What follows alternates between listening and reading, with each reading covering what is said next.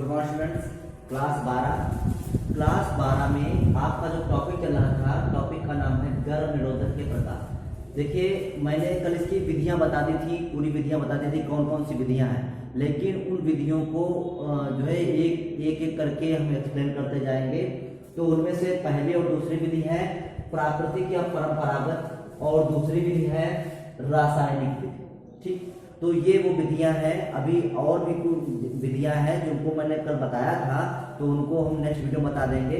तो आज हम पहले यही दो विधियां पढ़ेंगे, प्राकृतिक या परंपरागत और दूसरा रासायनिक। तो वीडियो शुरू करने से पहले अगर आप हमारे चैनल पर नए हैं तो चैनल को सब्सक्राइब कर लें, बेल आइकन को दबा दें ताकि आपको नोटिफिकेशन मिल सके। तो चलिए शुरू करते हैं। गर्भ निरोधक विधियों के प्रकार, प्राकृतिक या परंपरागत विधि। प्राकृतिक या परंपरागत विधि क्या होती है? तो ये विधि युग्मकों के मिलने की संभावनाओं से बचने के सिद्धांत पर आधारित है।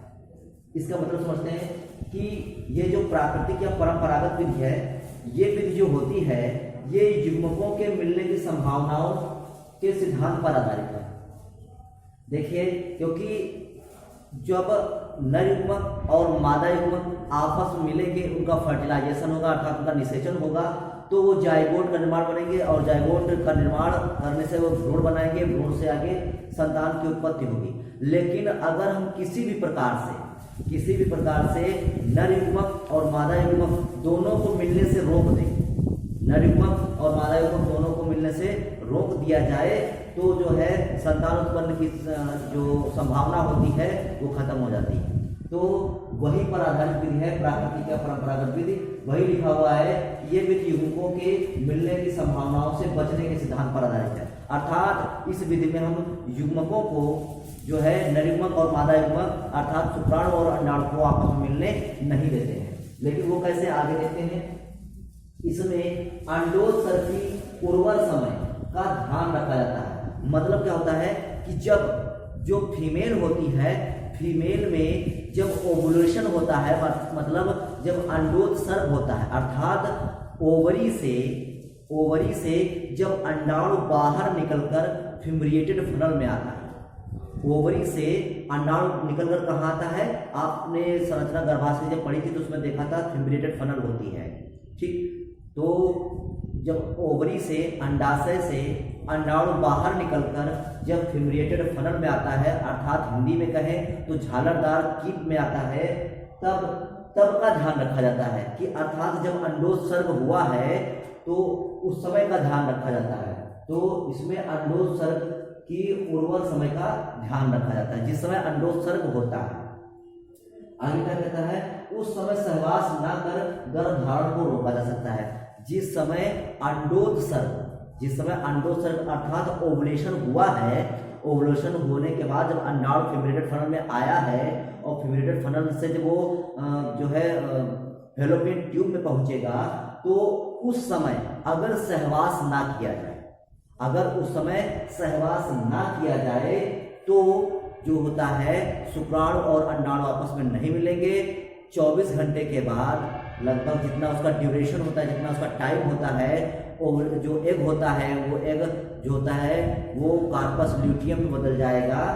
तो अगर जो है शुक्राणु और अंडाणु अंडोत्सर्ग के बाद शुक्राणु और अंडाणु आपस में मिल नहीं पाएंगे तो जाइगोट नहीं बन पाएगा। तो वहीं पर लिखा हुआ है कि उस समय सहवास ना करके गर्भधारण को रोका जा सकता है। या विवाहित जोड़े के गर्भ रोकने की इच्छा शक्ति, दृढ़ इच्छा आदि पर निर्भर करती है। और ये विधि कब संपन्न होगी? जब जो विवाहित जोड़ा है, वो विवाहित जोड़ा जो होगा वो चाहेगा, तब ये विधि संपन्न हो पाएगी। क्यों? क्योंकि अंडोत्सर्ग हुआ है, उस समय जो सहवास है उसमें जो विवाहित जोड़ा है उसको सहवास नहीं करना है। तो जब उस समय सहवास नहीं होगा तो उस समय नर युग्मक और मादा युग्मक नहीं मिल पाएंगे और जो है संतान उत्पन्न की संभावना समाप्त हो जाएगी। तो उसी क्रिया को प्राकृतिक या परंपरागत विधि कहते हैं। ठीक, अब दूसरी विधि आती है रासायनिक विधि क्या होती है? इस विधि में जो रासायनिक विधि में होती है, इसमें रसायनों का प्रयोग किया जाता है।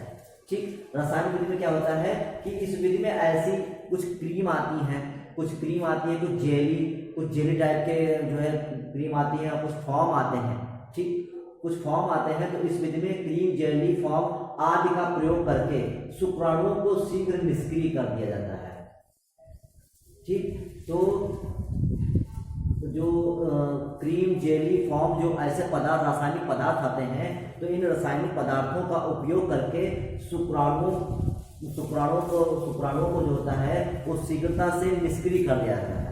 अर्थात इन पदार्थों का प्रयोग करके शुक्राणुओं को निष्क्रिय कर दिया जाता है और इन्हें शुक्राणु विनाशक स्पर्मेटिडिकल जो पदार्थ होते हैं, इन्हें क्या कहते हैं, शुक्राणु विनाशक पदार्थ कहते हैं। इन्हें जो ये पदार्थ होते हैं, क्रीम, जेली, फॉर्म, इन्हें क्या कहते हैं, शुक्राणु विनाशक पदार्थ कहते हैं। इन पदार्थों को, जो ये पदार्थ होते हैं, इन पदार्थों को संभोग से पहले स्त्री की यौन में भर दिया जाता है, ताकि जो स्पर्म जब वहां पहुंचेंगे तो वो निष्क्रिय हो जाए, एक्टिव ना रहे बल्कि डिसएक्टिव जो है निष्क्रिय हो जाए। तो आगे क्या कहता है कि नोनॉक्सिनॉल